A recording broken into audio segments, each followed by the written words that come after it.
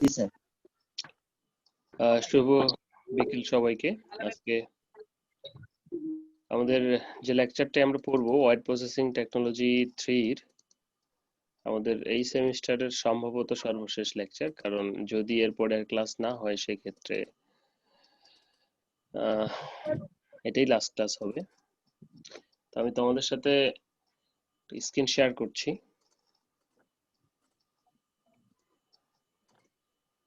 সম্ভবত সবাই দেখতে পাচ্ছ। ওকে, তো আজকে সিম্পলি আমরা যে লেকচারটা জানবো বা একটু দেখার চেষ্টা করব সেটা হচ্ছে যে word processing 3 soil release finish সম্পর্কে। সো সয়েল রিলিজ ফিনিশ সম্পর্কে একটু জানার চেষ্টা করি আমরা। প্রথমেই আমাদের জানা দরকার what is soil release finish. Soil retardant এবং সয়েল রিলিজ দুটো কথা আলাদা, আমাদের অবশ্যই মাথায় রাখতে হবে। সয়েল রিলিজ ফিনিশ বলতে যেটা বোঝাচ্ছে যে সয়েলটা সাধারণত দ্রুত রিলিজ হয়ে যাবে, অর্থাৎ যে ময়লাটা হবে সে ময়লাটা যেন দ্রুত চলে যায় সেটাকে আমরা, অর্থাৎ সয়েলটা ময়লাটা কত তাড়াতাড়ি রিলিজ হচ্ছে ফেব্রিক থেকে চলে যাচ্ছে সেটাকে আমরা বলতেছি soil release finish. Soil release finish is the term used to describe the cleanability of a fabrics by laundering process. The finishes made the fabrics more resistant to soiling. However, and in practice, it has been found that the soil have a way of penetrating even the best repellent finishes.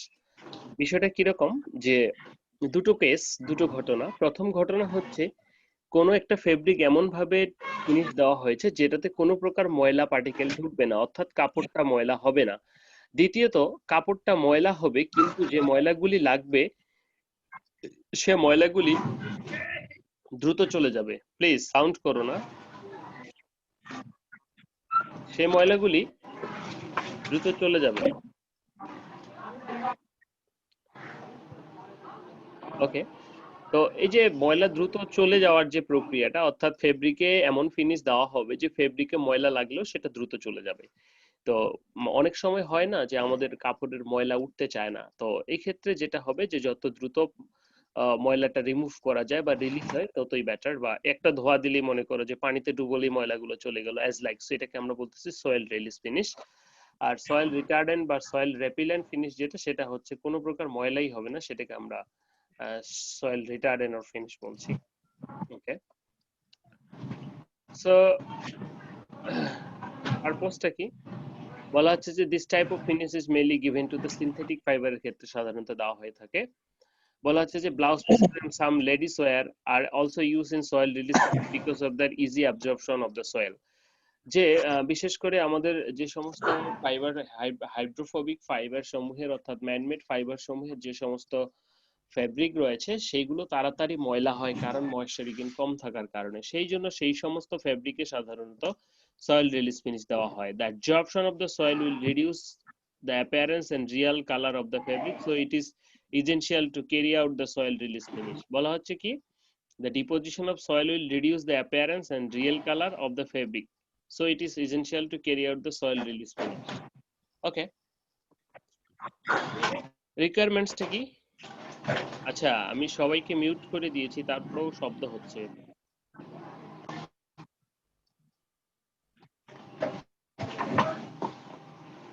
Khairul Islam please.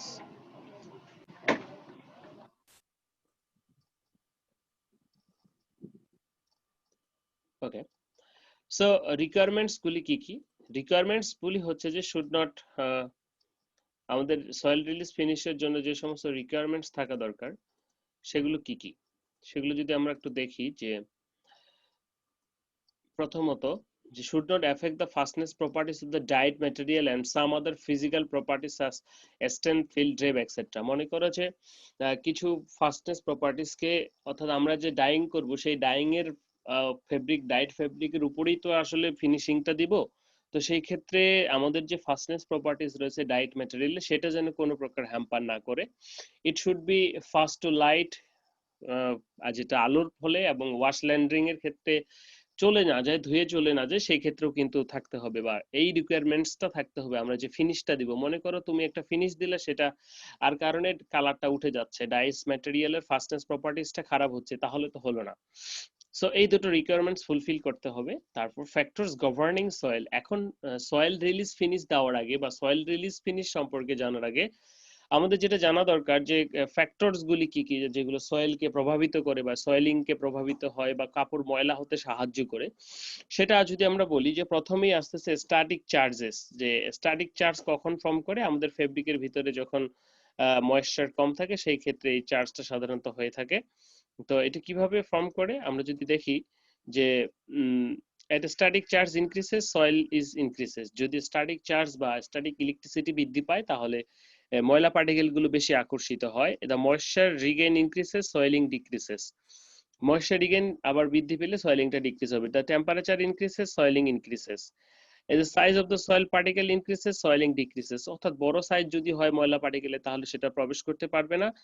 Smoothness surface of the increases swelling decreases, যখন সারফেসটাকে smooth কি বলা হচ্ছে smooth of the surface increases swelling decreases, অর্থাৎ যখন সারফেসটা smooth হবে তাহলে তো সেখানে ময়লা লাগতে পারবে না। So the fabric the denier of the fabric increases soiling decreases, denier যত ফাইনার হবে তত twist of the yarn increases soiling increases, যত টুইস্ট বেশি হবে তত সয়েলিংটা বেশি হবে, কারণ সেই টুইস্টের জায়গায় বেশি খাস সৃষ্টি হবে এবং সেখানে প্রচুর পরিমাণে ময়লা প্রবেশ করবে। ওকে, তো এই ছিল কথা factors governing soiling. Then what is soiling যদি আমরা বলি সয়েলিংটা কি, যে soiling can be define as smearing large surface of the fabric with dust or dirt or oil grease or both. To get rid of this soiling the fabric can not made totally oil repellent or soil resistant by type of finish and given of the fabric, so the during washing accumulated। তাহলে সয়েলিংটাকে আমরা কি বলছি যে large surface area যখন ময়লা particle গুলো যুক্ত হবে সেটাকে আমরা সয়েলিং বলছি। ওকে, মানে ময়লা হওয়ার প্রক্রিয়াটাকে সয়েলিং বলছি।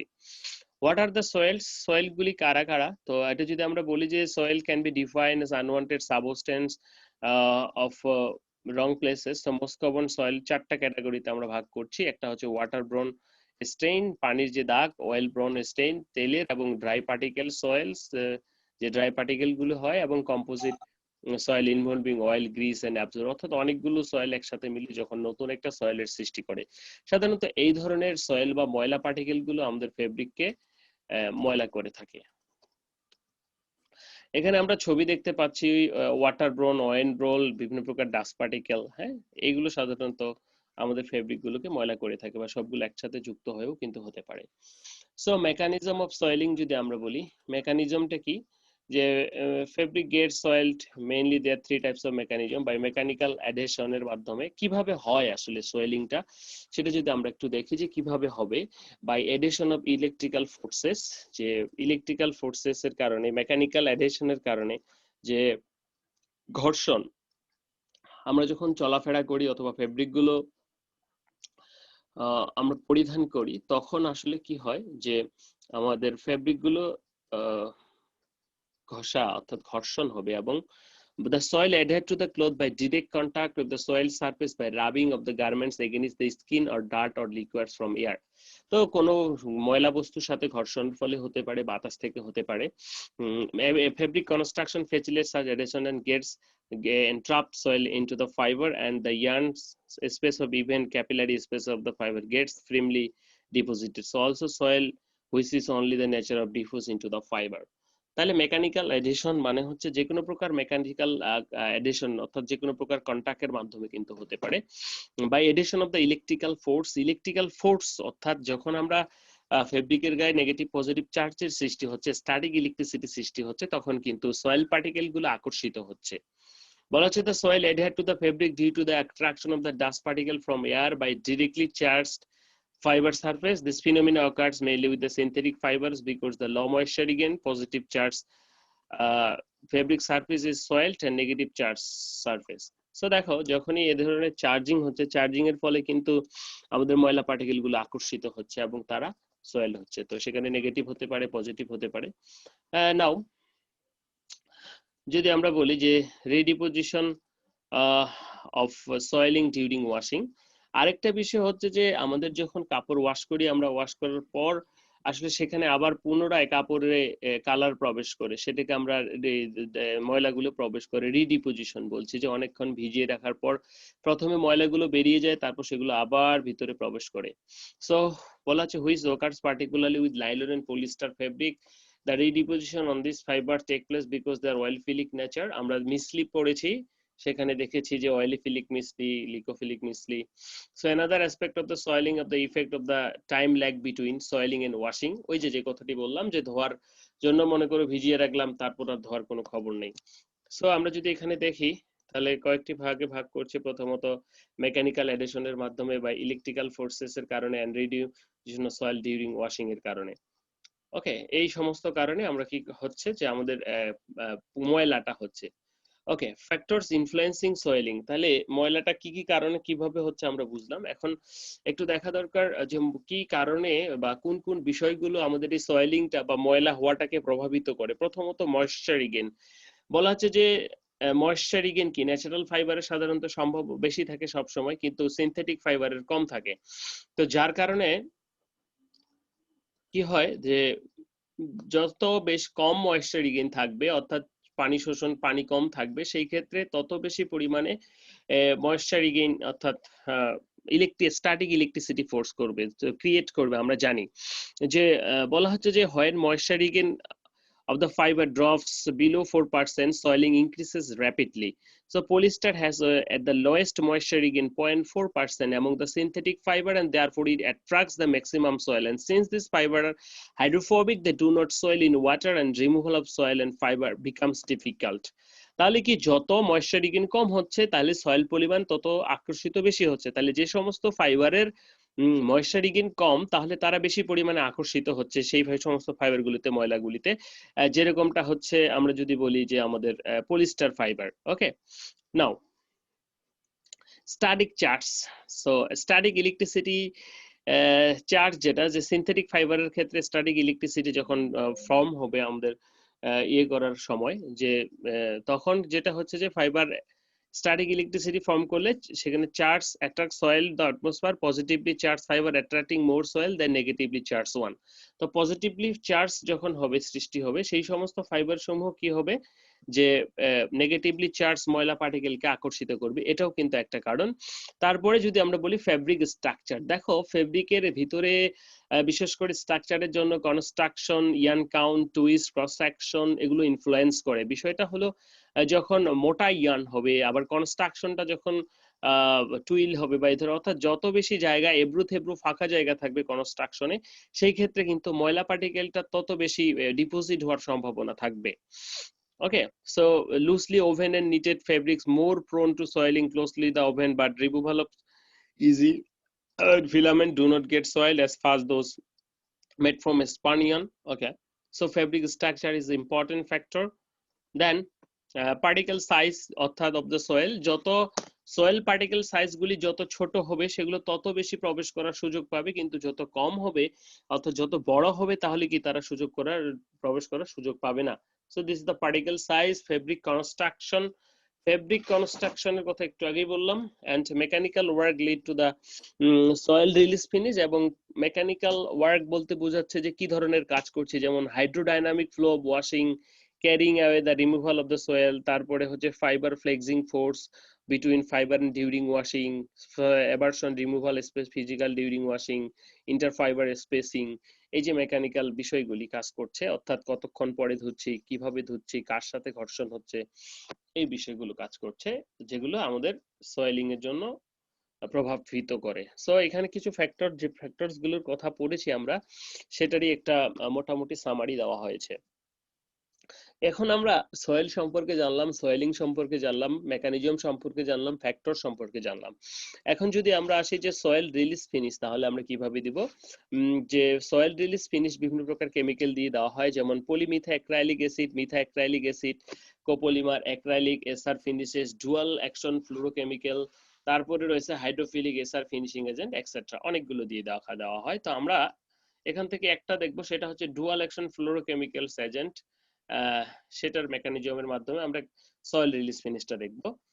So mechanism of the soil release finish, সেটা হচ্ছে যে ফ্লোরিন বেসড, যেটাকে আমরা বলছি যে fluorocarbon polymer have the unusual property of being hydrophobic anti oleophobic in air and oil releasing during the laundering process called dual action mechanism. একটু ভালো করে বুঝি, ডুয়াল অ্যাকশন মানে হচ্ছে দুই প্রকার অ্যাকশন। কি বলছে যে the fluorocarbon polymers have unusual property of being hydrophobic and oilyphobic in air, মানে বাতাসে সে হাইড্রোফোবিক এবং oleophobic, but hydrophilic and oil releasing during laundering process.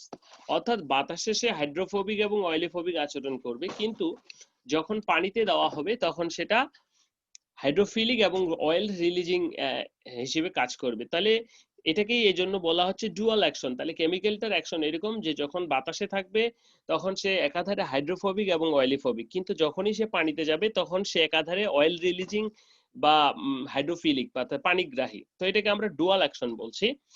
বলা হচ্ছে যে hydrophilic books are shielded by the fluorocarbon segments when dry, presenting a repellent of the surface. After immersion, the wash bath, the hydrophilic blocks can swell and attract, reverse the interfacial characteristics of the surface and yielding hydrophilic surface necessary for the release of during washing. তো মনে হচ্ছে এখন তাহলে কি যে এরকম finish যখন আমরা দিব তখন বিষয়টা কিরকম হবে, যে দেখো এটার যখন এটা পানিতে আছে অর্থাৎ এয়ারে আছে, বাতাসে আছে, তখন ফ্লোরোকার্বন ব্লকস গুলি হাইড্রোফিলিক অর্থাৎ পানি শোষণ করে না, তো এখানে ময়লা পার্টিকেল যেগুলো লাগবে, তো এটাকে যখনই আমরা পানিতে চুবাবো তখন কি এটা হাইড্রোফিলিক হয়ে যাবে। তো হাইড্রোফিলিক হলে সাধারণত তখন তাহলে কি তেল চর্বিকে সে ছেড়ে দিবে বা ডিনাই করবে, অর্থাৎ যে সমস্ত তেল চর্বিগুলো তখন লেগেছিল সেগুলো আলাদা হবে সহজেই। তো পানিগ্রাহী যখন হাইড্রোফিলিক হয় তখন সেখান থেকে অয়েল ফিলিক গুলো কি পরস্পরকে, পানি এবং তেলে তো একসাথে মেশে না কখনোই, অয়েল ফিলিক বা এই ধরনের ময়লা পার্টিকেল গুলো সহজেই আলাদা হয়ে যায়। So the detergent use during washing can easily penetrate inside the fabric and enhance the soil release, and topically these modified fluoropolymers are pad applied for fabrics and during drying and curing এর মাধ্যমে সাধারণত apply করা হয়। তাহলে dual অ্যাকশনটা কি বলা হচ্ছে, আমরা যে ফ্লোরোকার্বনটা ইউজ করব সেটা ধর্ম এরকম যে সেটা যখন বাতাসে থাকবে তখন সেটা হাইড্রোফিলিক অর্থাৎ ফোবিক, অর্থাৎ সে পানিগ্রাহী নয়, পানি বিদ্বেষী, এবং একই সাথে যে ময়লা পার্টিকেল সেগুলোকে আকর্ষণ করবে। কিন্তু যখন পানিতে দিব তখন সেটা পানিগ্রাহী অর্থাৎ তখন সে ময়লা পার্টিকেল গুলোকে ত্যাগ করবে, বিদ্বেষ করবে, ছেড়ে দিবে। তো এই দুই প্রকার অ্যাকশনের কারণে এটা দিয়ে আমরা সাধারণত সয়েল রিলিজ দিয়ে দেই, যার কারণে এটা যখন পানিতে চুবাই আমাদের সহজেই সেটা ওয়াশ করা যায় বা রিমুভ করা যায়। So development in soil release finish. তো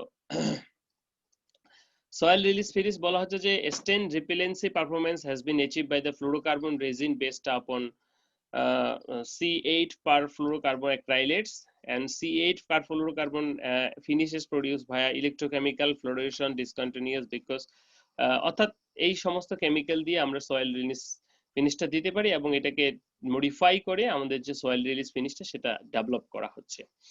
তো এটা বিভিন্ন প্রকার রয়েছে, যেমন কার্বক্সি বেসড ফিনিশ, তো তারপরে যদি আমরা দেখি হাইড্রোক্সি বেসড, ইথক্সি বেসড, অনেকগুলো কেমিক্যালের আদার কেমিক্যালের উপর বেস করে হয়েছে। বলা হচ্ছে যে এই কার্বক্সি বেসড ফিনিশটা কি, the composition of this finish is based on acrylic and methacrylic acid and ester copolymers. An ester is 8 ratio 730 is typical, and the ratio seems to be provided the proper blend of hydrophilic and oilophilicity.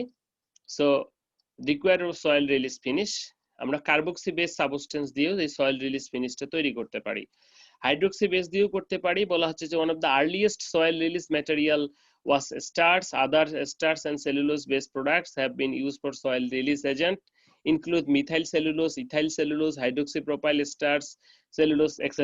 এগুলো দিয়েও সাধারণত আমরা আমাদের ইয়েটা তৈরি করতে পারি, কেমিক্যালটা যে ফিনিশ দেব সেই ফিনিশিং কেমিক্যালটা। ইথক্সি বেস ফিনিশ আমরা ইউজ করতে পারি যে one is the most important group of soil release agent polyester fibre is based on condensation copolymer and terephthalic acid with the ethylene glycol and polyethylene glycol. আমরা যদি spinning এ চলে যাই polyester, the structure of the polyester is copolymer contains a block of poly ethylene terephthalate and polyoxyethylene terephthalate provide. So ethoxy based এরকম দিয়েও কিন্তু আমরা আমাদের যে ফিনিশটা সেটা করতে পারি।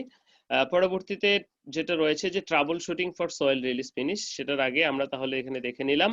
তো আমাদের যেটা ছিল অনেকগুলো রিলিজ ফিনিশ ছিল, পলিএক্রাইল, মিথাইক্রাইল, মিথাইক্রাইল, সেখানে আমরা fluorine based dual carbon dual action যে ফ্লুরোকেমিক্যালটা, সেটার অ্যাকশনটা দেখলাম যে সেটা পানিতে সাধারণত পানিগ্রাহী হয় এবং বাতাসে পানি বিদ্বেষী হয়, যার কারণে ময়লা পার্টিকেল গুলো আকর্ষিত হয় যেরকম, এবং একই সাথে পানিতে দিলে সাথে সাথে ময়লা পার্টিকেল গুলো ছেড়ে দেয়। তো এই ধরনের ডেভেলপমেন্ট গুলি আমরা দেখেছি বিভিন্ন প্রকার carboxy base finishes, hydroxy base finishes, ethoxy base finishes etcetera. এরপরে যদি আমরা আসি যে trouble shooting for soil release finishes, তো ট্রাবল শুট কেন করতে হবে, বা the performance of the soil release finish depends upon the ability of provide hydrophilic surface during the laundering process, and therefore any material deposited on the fiber surface would reduce the necessity of hydrophilicity and avoid it. তো আমরা দেখি যে এরকমটা হয় না যে finishing যখন আমরা দিয়ে থাকি তখন যত ওয়াশ দিব আস্তে আস্তে কি ফিনিশিং এর যে পরিমাণটা বা ফিনিশিং এর যে কার্যকারিতা সেটা আসলে কমতে থাকে। Properties achieve by the soil release finish, কি কি প্রপার্টিজ অ্যাচিভ করা যায় বলা হচ্ছে, অ্যাড কেয়ার টু গার্মেন্টস, অবশ্যই যে দ্রুত চলে যাচ্ছে, permits better oilability and improve soil release, provides greater comfort in hot weather, resists the redeposition of soil when laundering। পুনরায় যে রিডিপোজিশন অর্থাৎ ময়লা বের হয়ে আবার প্রবেশের যে ঘটনাটা আমাদের সাধারণত ঘটে থাকে এটা ঘটবে না। অ্যাপ্লিকেশন কোথায় কোথায় করা হয়, application high performance active apparel, workwear, military uniform, travel apparel, casual men's and women's sports wear, oil spaces for hospitality and commercial interior design use, fabrics for market and process। অর্থাৎ যে সমস্ত জায়গায় প্রচুর পরিষ্কার থাকতে হয় বা ময়লা হয় এবং সেই সাথে পরিষ্কার করতে হয় প্রতিনিয়ত, সেই ক্ষেত্রে যেমন নাটস, স্কার্ফস এক্সেট্রা, এই সমস্ত ক্ষেত্রে সাধারণত এই সয়েল রিলিজ ফিনিশটা দেওয়া হয়ে থাকে। তো আমরা কিছু ছবি দেখে নিব যেখানে সয়েল রিলিজ ফিনিশ দেওয়া হয়ে থাকে এই সমস্ত জায়গাগুলোতে, মিলিটারি ড্রেসেস বা এই ধরনের, তো যেগুলো যাতে ময়লা হলেও তাড়াতাড়ি চলে যায় সেই এর জন্য।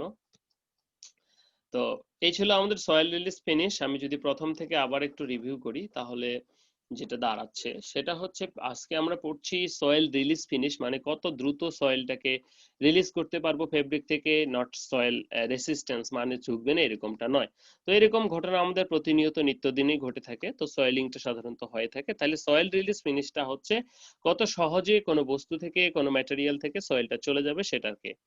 পারপোজটা কি, পারপোজটা হচ্ছে যে দ্রুত যেন আমার ফেব্রিকটা দ্রুত চলে, অর্থাৎ দ্রুত ময়লাটা রিমুভ করা যায়, এটাই রিকোয়ারমেন্টসটা কি, এরকম হতে হবে যেন সেটা কাপড়ের ইয়েকে নষ্ট না করে, ফাস্টনেস প্রপার্টিজ গুলোকে এবং শেডকে নষ্ট না করে। তো ফ্যাক্টরস এখানে অনেকগুলো দেখেছি আমরা, ময়েশ্চার, টেম্পারেচার ইত্যাদি ইত্যাদি। সয়েলিংটা কি, যে প্রক্রিয়ার মাধ্যমে ময়লা পার্টিকেল গুলো ফেব্রিকে লাগে সেটাই সয়েলিং। সয়েল কারা বলা হচ্ছে যে water borne, stain, oil borne, dry particle etcetera, এগুলো আমরা দেখেছি।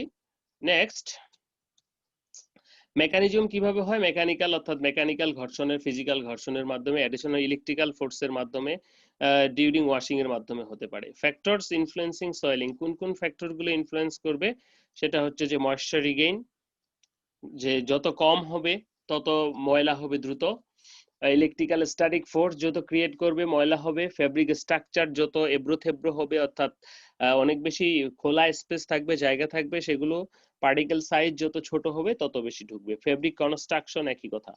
Mechanical workload for soil release finish, তো মেকানিক্যাল কিছু কাজের মাধ্যমে কিন্তু আমরা এটাকে কমাতে পারি, যেমন ফিজিক্যাল রান্ডারিং, তারপর রিডিউস ইন্টারফাইবার স্পেসিং, এগুলোর মাধ্যমে কমানো যেতে পারে বা এগুলোও কিন্তু প্রভাবিত করে। এখানে সেটার সামারি দেওয়া আছে। তারপরে যেটা আমরা দেখেছি খুবই ছোট একটা লেকচার আজকে, যে পলি কেমিক্যাল সমূহ, তো একই সাথে ডুয়াল অ্যাকশন, যে পানিতে দিলে সেটা হাইড্রোফিলিক বা বাতাসে দিলে সেটা হাইড্রোফোবিক, ওকে, তার সাথে কিছু ফিনিশের নাম রয়েছে, এবং ট্রাবল শুটিং প্রপার্টিজ, কি কি প্রপার্টিজ অ্যাচিভ হলো, এবং সর্বশেষ যেটা সেটা হচ্ছে যে এটার অ্যাপ্লিকেশন। এই অ্যাপ্লিকেশন দিয়ে আজকে আমাদের সয়েল রিলিজ